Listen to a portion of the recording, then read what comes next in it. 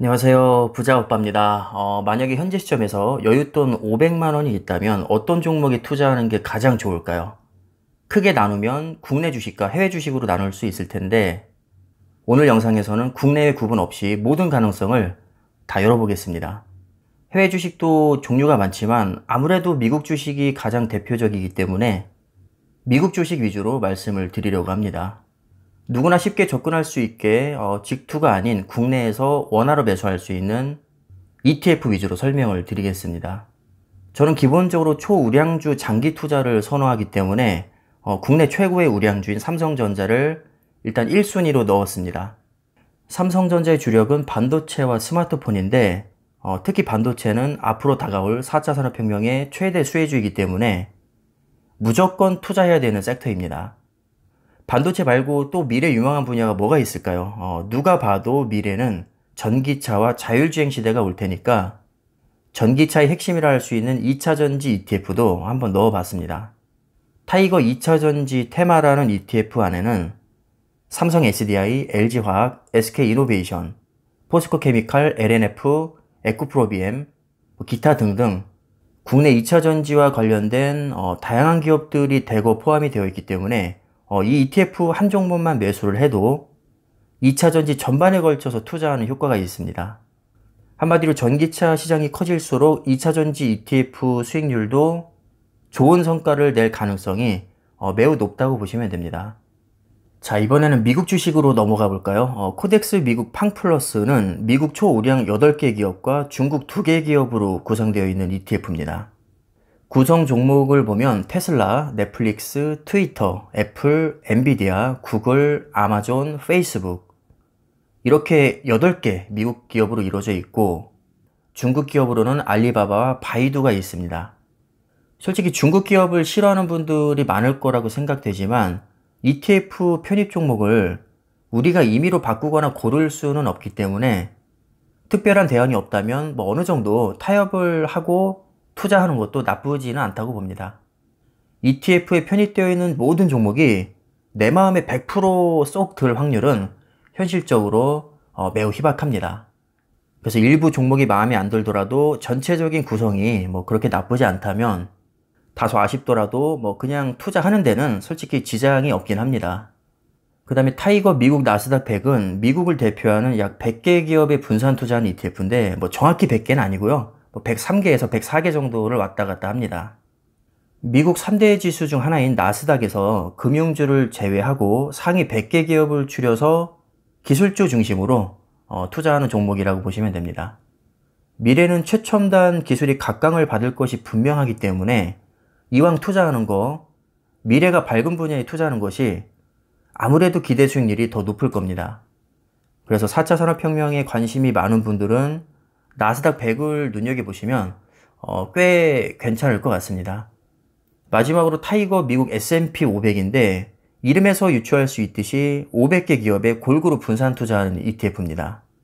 세계 3대 신용평가사 중 하나인 스탠더드 앤 푸어스에서 약 500개 기업을 선정해서 지수화한 것이 S&P 500인데 그 지수의 수익률을 그대로 따라가게 만든 패시브 ETF 중에 하나가 바로 타이거 미국 S&P 500입니다. 제가 임의로 타이거를 넣긴 했지만 이 자리에 킨덱스나 KB스타, 코덱스가 들어가도 기초 지수 자체가 S&P 500을 추종한다면 사실상 수익률 차이는 없다고 보는 게 맞습니다. 간혹 뒤에 TR이 붙은 상품들이 있는데 이거는 분배금을 자동으로 재투자하는 상품이거든요. 그래서 TR이 붙은 게 아무래도 장기 투자 관점에서는 조금 더 유리할 수는 있지만 사실 분배금 자체가 그렇게 큰 액수는 아니기 때문에 실제로 수익률을 보면 큰 차이는 없습니다.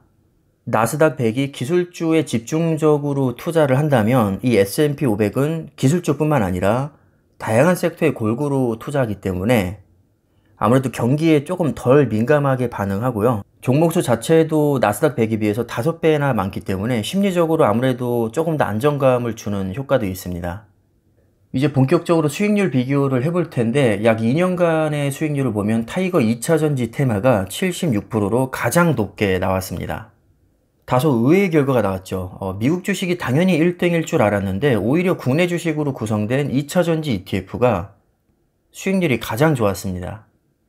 그래프를 잘 보시면 ETF 치고는 변동성이 굉장히 크고 특히 작년 3월부터 엄청나게 떡상했다는 것을 알 수 있습니다. 작년엔 좀 특이하게 G20 국가 중에서 우리나라가 수익률이 가장 좋게 나왔던 시절이라 그렇습니다. 심지어 미국 주식보다도 수익률이 더 좋았었죠.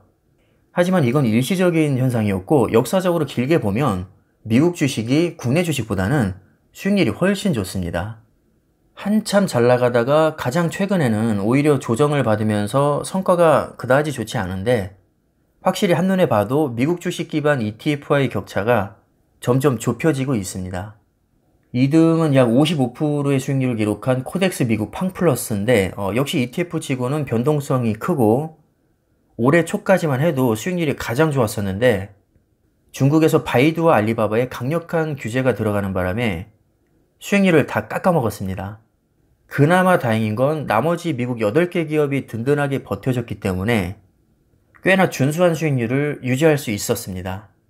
이게 바로 ETF가 가진 가장 큰 장점이죠. 기본적으로 여러 개 종목의 분산 투자이기 때문에 소수 기업이 폭망해도 나머지 기업들이 받쳐주면 단일 종목에 비해서 꽤나 안정적인 모습을 보여줍니다.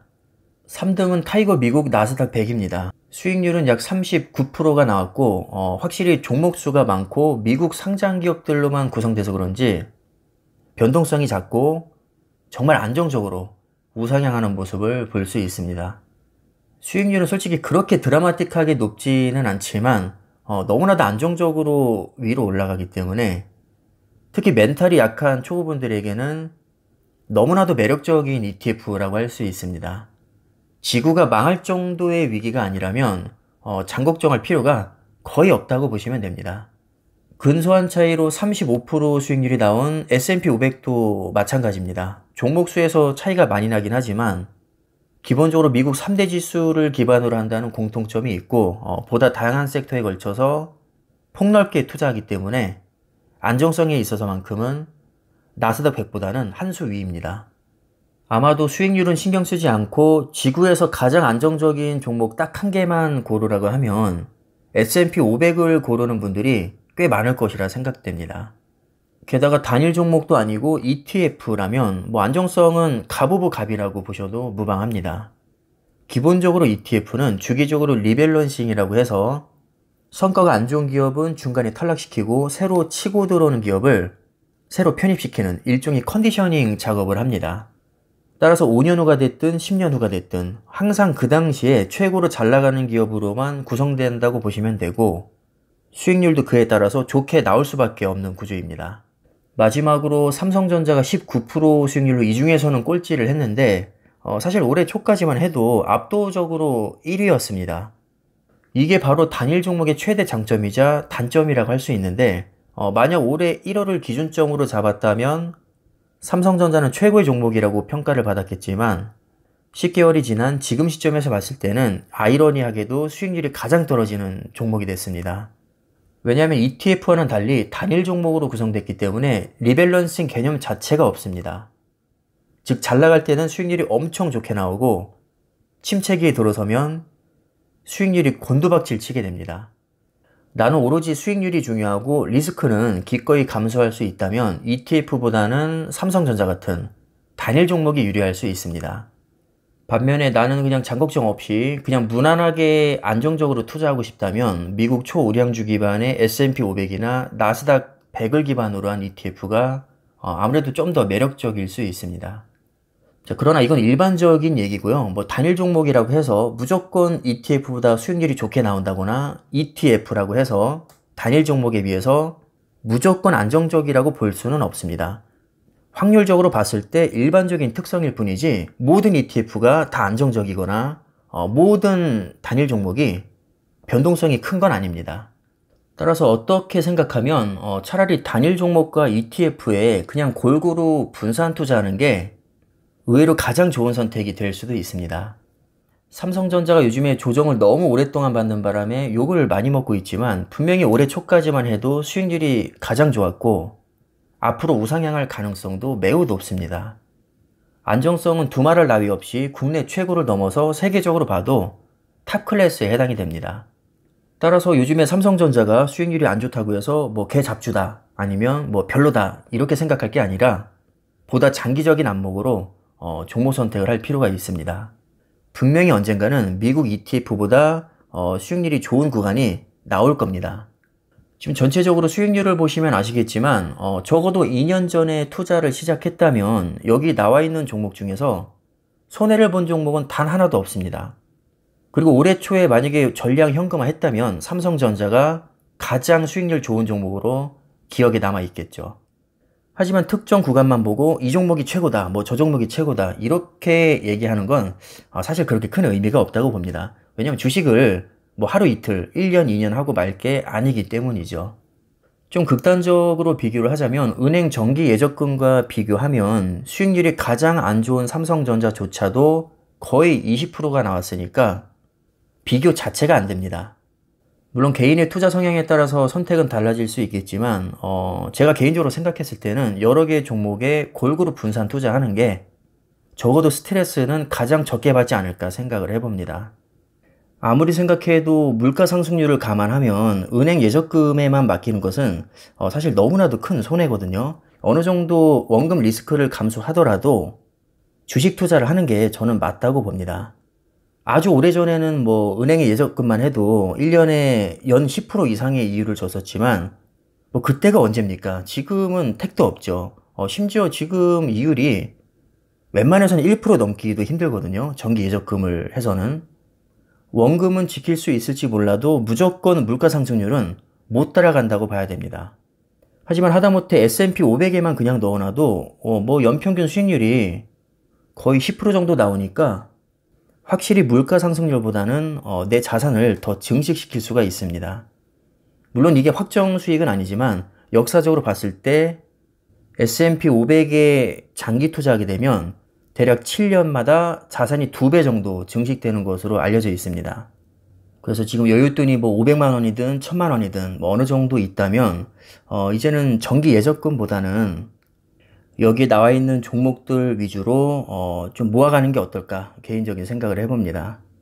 제가 뭐 아무 종목이나 그냥 갖다 붙인 게 아니고요. 이미 정말 많은 사람들이 투자를 하고 있고 세계적으로 검증받은 기업들로 제가 구성을 한 겁니다.